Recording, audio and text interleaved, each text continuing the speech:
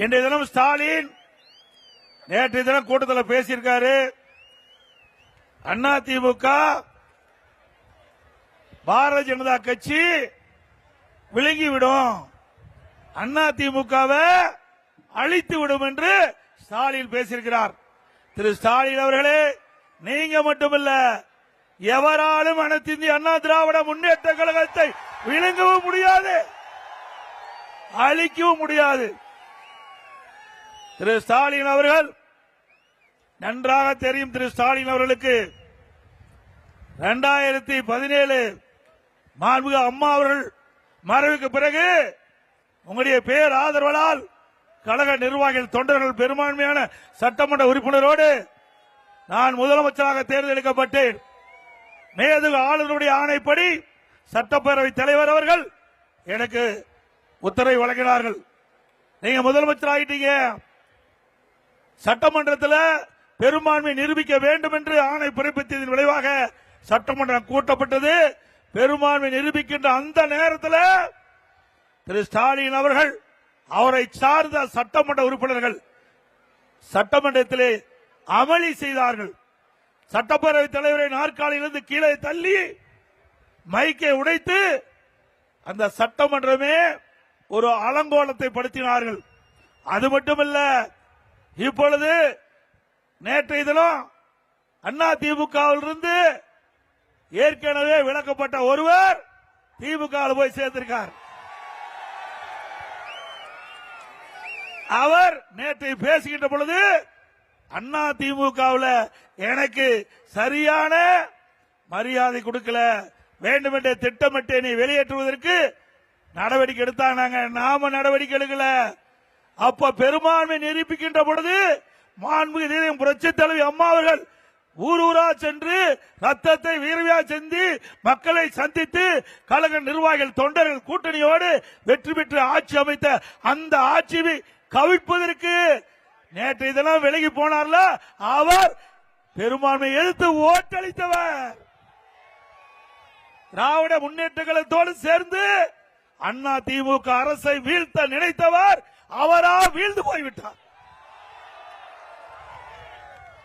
கேடு நினைப்பவன் கெட்டு போவான், உப்பை தின்றவன் தண்ணி குடித்தே ஆக வேண்டும். அதே போல இந்த இயக்கத்திற்கு துரோகம் விளைவித்தார், அதனால அவர் வெளியேறி இருக்கிறார். உண்மையிலேயே இந்த கட்சி அவருக்கு எவ்வளவோ அடையாளத்தை கொடுத்தது. பொன்மனச்செம்மல் புரட்சி தலைவர் எம்ஜிஆர் உருவாக்கப்பட்ட இயக்கம், அம்மா கட்டிக்காத்த இயக்கம்.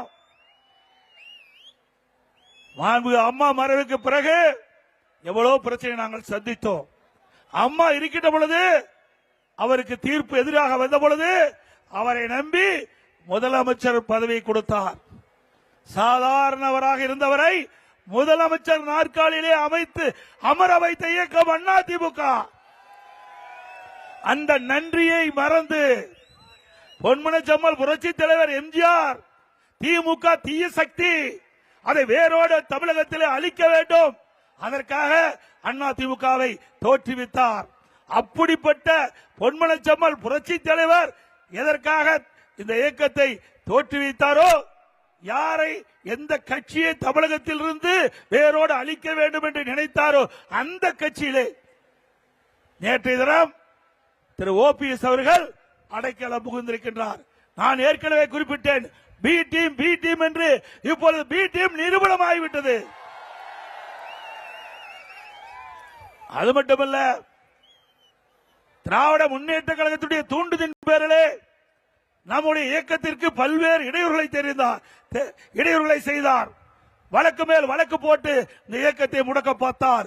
அத்தனையும் மக்களுடைய துணை கொண்டு, இறைவனுடைய துணை கொண்டு, கழக நிர்வாகிகளின் துணை கொண்டு அத்தனையும் தவிடுபடி ஆக்கப்பட்டது.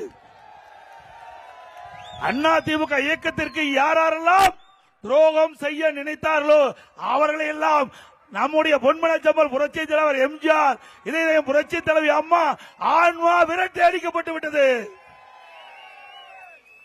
இப்பொழுது அதிமுக ஒரு தூய்மையான இயக்கமாக, எவருக்கும் அஞ்சாம இருக்கின்ற இயக்கமாக, எத்தனை சோதனை வந்தாலும் அத்தனை சோதனைகளை வென்று இன்றைக்கு தமிழகத்திலே ஒரு வலிமையான இயக்கம் அதிமுக இயக்கம். இன்றைக்கு ஸ்டாலினால் ஒன்று செய்ய முடியல. எவ்வளவோ பிடிஎம் தூண்டி விட்டு பார்த்தார். அத்தனை நாம் முறியடித்து விட்டோம். மக்களுடைய செல்வாக்கு மிக்க இயக்கம் அதிமுக இயக்கம். இதை எந்த கொம்பனாலும் இந்த இயக்கத்தை அழித்து விட முடியாது. இந்த தொண்டத்தில் இந்த இயக்கத்தில் தான் உழைக்கின்றவருக்கு மரியாதை கிடைக்கும். நம்மை போல் இருக்கின்ற சாதாரண தொண்டன் கூட உச்சபட்ச பதவிக்கு வர முடியும் ஒரே இயக்கம் அதிமுக இயக்கம். சாதாரண கிளை செயலாளர் கூட இந்த இயக்கத்தில் இருந்து சிறப்பாக பணியாற்றினால் சட்டமன்ற உறுப்பினர் ஆகலாம், நாடாளுமன்ற உறுப்பினர் ஆகலாம், அமைச்சராகலாம், ஏன் முதலமைச்சரே ஆகலாம். திராவிட முன்னேற்ற கழகத்தில் ஆக முடியுமா? திரு கருணாநிதி குடும்பத்தில் பிறந்தா கட்சியில தலைவராகலாம். திரு கருணாநிதி குடும்பத்தில் பிறந்தா தமிழ்நாட்டில் ஆட்சி அதிகாரத்தில் முதலமைச்சராகலாம். மற்றவர்கள் எவராலும் கட்சிக்கு உழைத்தாலும் எந்த பதவிக்கும் கட்சியிலேயே வர முடியாது. உயர்ந்த பதவிக்கு ஆட்சி அதிகாரத்திலும் உயர்ந்த பதவிக்கு வர முடியாது. தமிழ்நாட்டில் மட்டுமல்ல, இங்கே நாடாளுமன்ற உறுப்பினராக வெற்றி பெற்று நாடாளுமன்றத்துக்கு சென்றாலும் மத்தியிலும் குடும்பத்தை சேர்ந்தவர்கள் தான் ஆட்சி அதிகாரத்தில் இருக்க முடியும். அப்படிப்பட்ட கட்சி திமுக கட்சி. ஆகவே அனைத்து இந்திய அண்ணா திராவிட முன்னேற்ற கழகத்தை பொறுத்த வரைக்கும் தொண்டன் உழைக்கின்றவனுக்கு உரிய மரியாதை கிடைக்கக்கூடிய ஒரே இயக்கமான இந்திய அண்ணா திராவிட முன்னேற்ற கழகம். இன்றைக்கு சிந்திச்சு பாருங்க. திரு கருணாநிதி அவர்கள் இருந்தார். அதுக்கு பிறகு ஸ்டாலின் துணை முதலமைச்சர் அப்பொழுதே தேர்ந்தெடுக்கப்பட்டார். பிறகு திரு கருணாநிதிக்கு பிறகு கருணாநிதி மறைவுக்கு பிறகு திரு ஸ்டாலின் திமுக தலைவரானார். திரு கருணாநிதி உயிரோடு இருக்கின்ற வரை அவர் திரு ஸ்டாலினை நம்பவில்லை, திமுக தலைவராக்கவில்லை.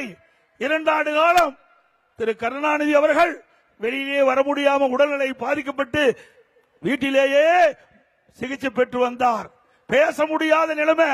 அப்ப கூட ஸ்டாலினை நம்பி கட்சி கொடுக்கல, செயல் தலைவராக தான் ஆக்கினார். செயல் தலைவராக தான் திரு ஸ்டாலின் திமுகவுக்கு ஆக்கினார் ஒழிய திமுக தலைவராக்கல. திரு கருணாநிதி மறைவுக்கு பிறகுதான் திரு ஸ்டாலின் அவர்கள் திமுக தலைவராகிறார். அப்படி திரு கருணாநிதியே நம்பாத ஒரு நபர் என்றால் அது ஸ்டாலின் தான். இந்த தினம் என்ன? உதயநிதி ஸ்டாலின் அவர் என்ன சிறைக்கு போனாரா? இல்ல அந்த கட்சியில பாடுபட்டாரா, உழைத்தாரா? அந்த கட்சியில எவ்வளவு பேர் இந்த இயக்கத்துக்கு திமுகவுக்கு தியாகம் செய்தவர்கள் இருக்கின்றார்கள். எமர்ஜென்சி கைது செய்யப்பட்டார், மிசாலே கைது செய்யப்பட்டார், சிறையில் அடைக்கப்பட்டார். மூத்த நிர்வாகிகள் இருக்கிறாங்க திமுகவில். அவர்களுக்கெல்லாம் துணை முதலமைச்சர் கிடைக்கல. திமுக உழைத்து ஓடாய் போய் தேர்ந்தவர்களுக்கெல்லாம் திமுகவில் இடமில்லை. ஆனா திரு கருணாநிதி குடும்பத்தில் பிறந்த உதயநிதி அவர்களுக்கு மட்டும் துணை முதலமைச்சர் கொடுத்திருக்கின்றார். இப்படிப்பட்ட இயக்கம் மீண்டும் தொடர வேண்டுமா? குடும்ப ஆட்சி தொடர வேண்டுமா? வாரிசு அரசியல் தொடர வேண்டுமா? என்ன திரு கருணாநிதி குடும்பம் ராஜபரம்பரை குடும்பமா? ராஜ பரம்பரையா? ஏன் இங்க இருக்கிற யாராவது முதலமைச்சர் ஏத்துக்க மாட்டாங்களா? இந்த நாட்டில் பிறந்த ஒவ்வொரு குடிமகனும் இன்றைக்கு நாட்டை ஆள தகுதி படைத்தவர்கள்.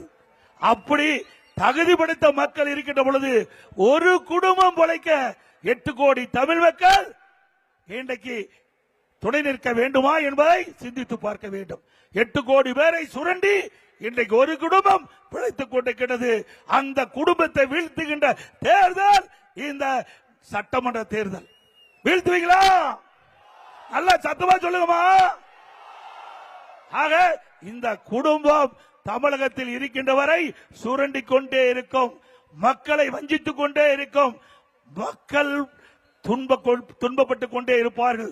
இந்த ஆட்சி இருக்கின்ற வரை, திராவிட முன்னேற்ற கழகம் ஆட்சி இருக்கின்ற வரை, திரு கருணாநிதி குடும்பத்தை சேர்ந்தவர் ஆட்சி அதிகாரத்தில் இருக்கின்ற வரை நாட்டு மக்களுக்கு நன்மை கிடைக்காது. துன்பம்தான் மிச்சம், வேதனை தான் இந்த ஆட்சியிலே நிச்சயம் என்பதை நேரத்திலே கோடிட்டு காட்டுகிறேன்.